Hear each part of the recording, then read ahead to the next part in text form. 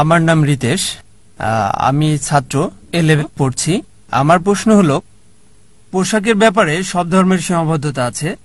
নির্দিষ্ট করে বললে মহিলাদের ব্যাপারে তারা সময়ের সাথে পরিবর্তন হয়েছে, কিন্তু বোরখা কেন এখনো পরিবর্তন হচ্ছে না? সময়ের সাথে সাথে এটা কেন পরিবর্তন হচ্ছে না? ভাই প্রশ্ন করলেন যে সময়ের সাথে সাথে প্রত্যেক ধর্মই নারীদের পোশাক পরিবর্তন করে। সময়ের সাথে পোশাক পরিবর্তন হয়, কিন্তু মুসলিম নারীরা এখনো বোরখা পরছে কেন? যদি ইসলামে পোশাকের ব্যাপারে বলেন, পোশাকের 6টা বৈশিষ্ট্য রয়েছে। যেমন পুরুষের জন্য নাভি থেকে টাকনু পর্যন্ত এতটুকু পুরুষের জন্য ফরজ। মহিলাদের জন্য সম্পূর্ণ দেহ ঢাকতে হবে, শুধু যে অংশ খোলা রাখা যেতে পারে তা হচ্ছে মুখমণ্ডল এবং হাতের কবজি পর্যন্ত। কিছু বিশেষজ্ঞ বলেছেন এটাও ঢেকে রাখতে হবে। বাকি 5টা বৈশিষ্ট্য নারী পুরুষ উভয়ের জন্য সমান। দ্বিতীয় হচ্ছে যে পোশাকটা পরবে সেটা এমন টাইট হবে না যেটা দেহের কাঠামো প্রকাশ করে, ঢিলে ঢালা হতে হবে। তৃতীয় হচ্ছে এটা পাতলা বা স্বচ্ছ হবে না যাতে ভেতর দেখা যায়। চতুর্থ হচ্ছে এটা এত চাকচিক্যময় হবে না যা বিপরীত লিঙ্গকে আকৃষ্ট করে। পঞ্চম, অমুসলিমদের ধর্মীয় প্রতীক হতে পারবে না। ষষ্ঠ হচ্ছে বিপরীত লিঙ্গের কোনো কিছু পরা যাবে না। এই হচ্ছে প্রধান 6টি বৈশিষ্ট্য। আর এই বৈশিষ্ট্যের অধিকাংশ অন্যান্য ধর্মগ্রন্থেও আছে।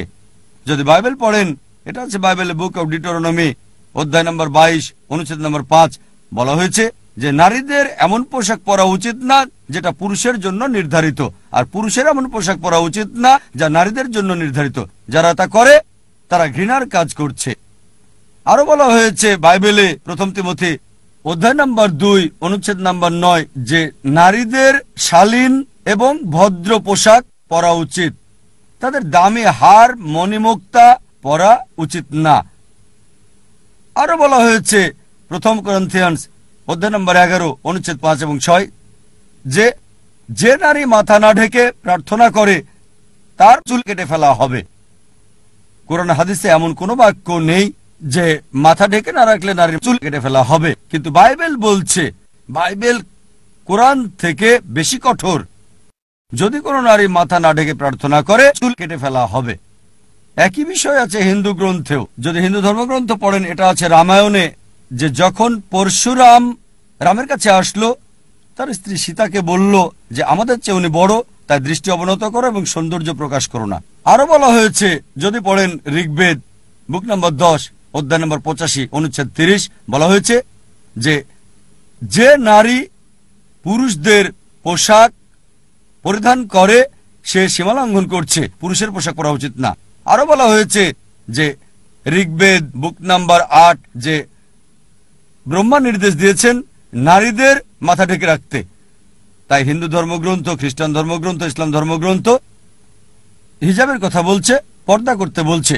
সময়ের সাথে সাথে আমি আপনার সাথে একমত যে খ্রিস্টান ধর্মে শুধু মহিলা যাজকরাই মাথা ঢেকে রাখে, তাদেরকে বলা হয় ধার্মিক।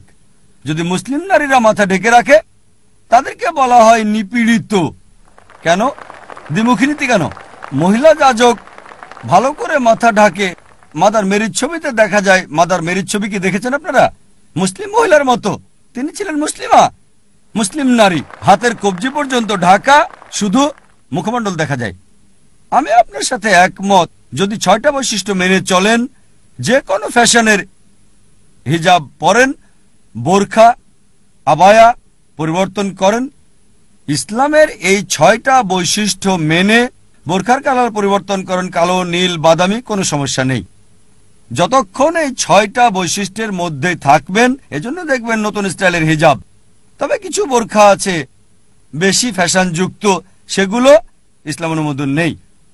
অনেক চাকচিক্যময় ফ্যাশনযুক্ত বোরখা আছে যেগুলো বিপরীত লিঙ্গকে আকৃষ্ট করে, তাই এটা হারাম। এছাড়াও লাল রঙের পড়তে চান, কালো রঙের পড়তে চান, কোনো সমস্যা নেই। অনেকেই ভাবে কালো রং বাধ্যতামূলক। বাধ্যতামূলক না। যদি কালো পরেন তাহলে হয়তো সপ্তাহে একবার ধুলেই চলবে। সাদা পরলে হয়তো প্রতিদিন ধুতে হবে আপনাকে, আপনার ব্যাপার এটা। সাদা পরেন, প্রতিদিন পরিষ্কার করেন, কালো পরেন, সপ্তাহে একবার পরিষ্কার করেন, আপনার ইচ্ছা। যদি সেটা হিজাবের এই 6টা নির্ধারিত বৈশিষ্ট্যের মধ্যেই থাকে। এখন অনেক ধরনের নতুন হিজাব আসছে, শরিয়ার মধ্যে থাকলে আপনি পড়তে পারেন, তবে অবশ্যই শালীন হতে হবে। যদি শালীনতা বজায় থাকে সমস্যা নেই।